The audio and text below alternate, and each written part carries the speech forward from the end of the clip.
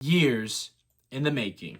After an iconic mountain, several attractions, and even iconic coaster have come and gone away into history, a new one comes in the former land of those attractions. Rapterra, the new for 2025 B&M launched wing roller coaster, that while may not be the final statement, it is definitely the apex of a multi-year reimagining of the former Safari Village and turned into Jungle Expedition. Starting in 2022 with the addition of Tumbili, which is also an attraction that replaced a former attraction in this land called the Crypt, along with reimagining of a bunch of other attractions in this land to fully just integrate this into one big themed, and I will stress the word themed, land, with Rapterra taking place in the former plot of land where Volcano the Blast Coaster and the Lost World Mountain used to preside. Starting off, I will say, having seen the construction of this ride, I was blown away and excited to see that the fact that this ride will be taking place over many pathways in this area, just how much energy and atmosphere is going to be enhanced, and it really does live up to those expectations. The energy of the fact that there's now just this big roller coaster that flies through the entire area in a bunch of pathways, which really kind of makes this ride a ride for everybody. To those that may not feel up for riding this ride, now they get to watch their friends and families ride this ride in a more up close and personal way. So you get that interaction from those riding the ride and those just watching the ride go. Along with that, those riding the ride get great views as they can look down and see the guests below them as they fly through the course. On top of that, the aesthetics look great. The color scheme of this ride really makes it fit in with the whole jungle theme, along with a great front entrance logo that really matches the other ones within it, because it really just drives home the aesthetics and attention to detail that was designed for this land.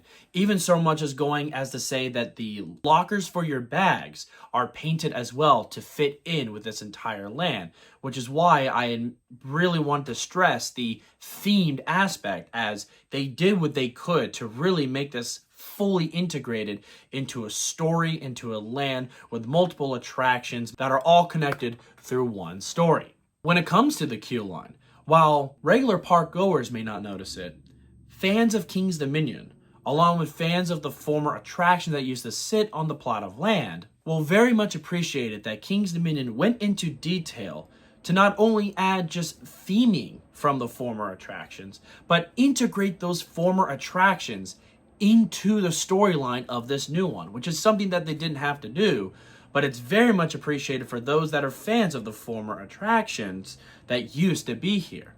There is some great theming in the queue line. You also get some beautiful views and interaction between the queue line and the guests. As of now, at the opening of this, the vegetation is on the smaller side. However, there are a lot of trees planted throughout. Give it a couple years and that vegetation will grow. A good example of this is Tumbili. Look at how Tumbili looked when it debuted compared to right now. So while there is definitely some issues when it comes to shading in the queue line, they definitely have tried to put up some shaders for now until a lot of that vegetation grows out. So you may want to make sure you prepare your sunblock, so if you do plan on waiting in the long queue line, if there is one, that you may get some sun on you for the temporary time being, but that will be fixed as a lot of the vegetation that they have planted there does grow out and larger foliage exists.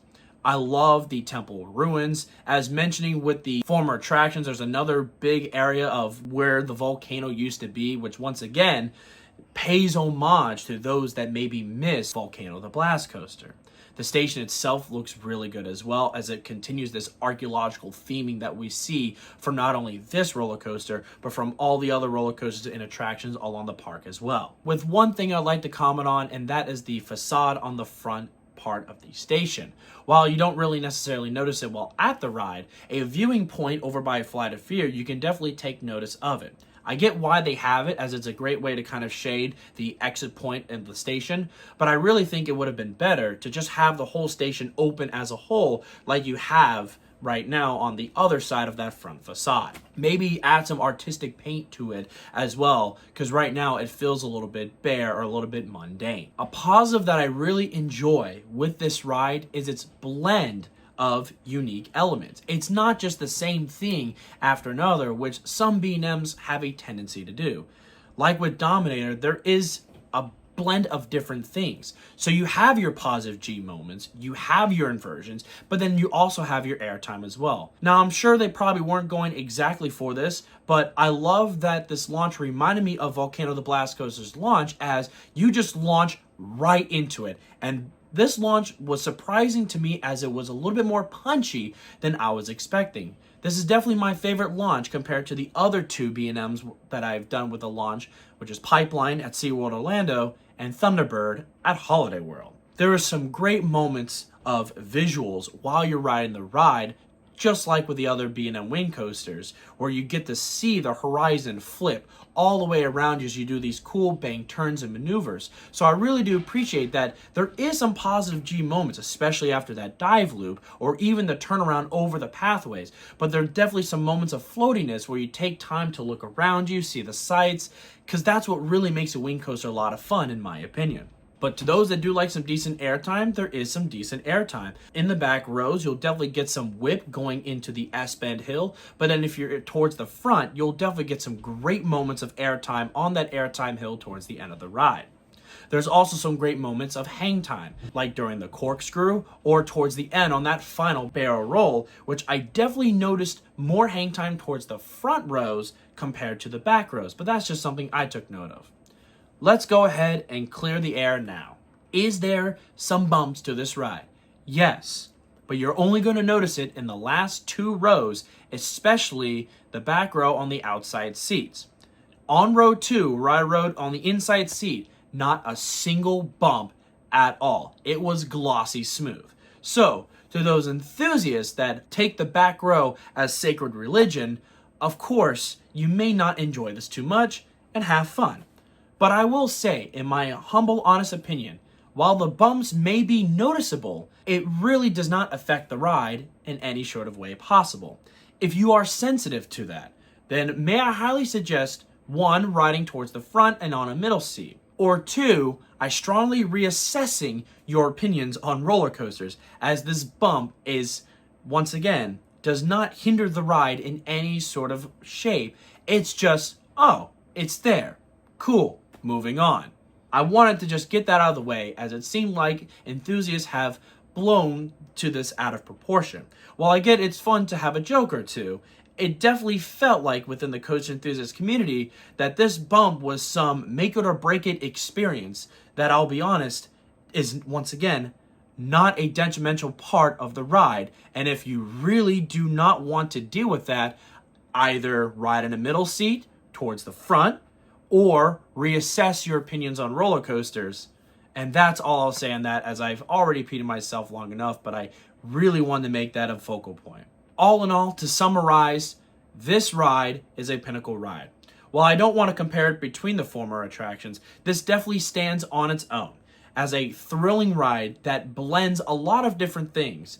As you can definitely see that Volcano definitely was very repetitive. And unlike Volcano, this ride blends a lot of different kind of elements into one ride that definitely, while ride time is pretty similar to Volcano, will definitely leave guests more satisfied with what they experience compared to that former attraction. The only thing I would probably say that a lot of people prefer more is definitely the launch, as I would say the launch is just slightly more punchier on Volcanoes compared to this.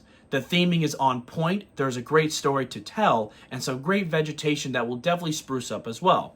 While there's some things that are definitely to comment on, like the facade on the front of the station, along with the noticeable bump towards the back row, there are definitely ways to go about it where this ride is a fantastic addition and a great overall experience.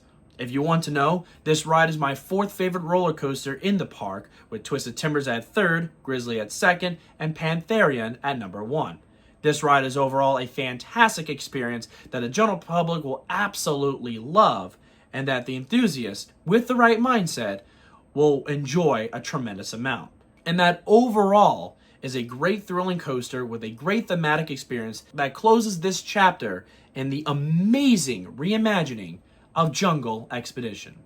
Thank you guys so much for watching. If you enjoyed this video, go ahead and give this video a big old thumbs up, as this helps the channel out greatly as I continue to grow this channel. If you haven't hit subscribe yet, why not? Go ahead and hit that subscribe button. That way you do not miss a video here on the Coaster Fanatic. Thank you guys so much for watching, and as always, roller coaster fanatics, keep coasting.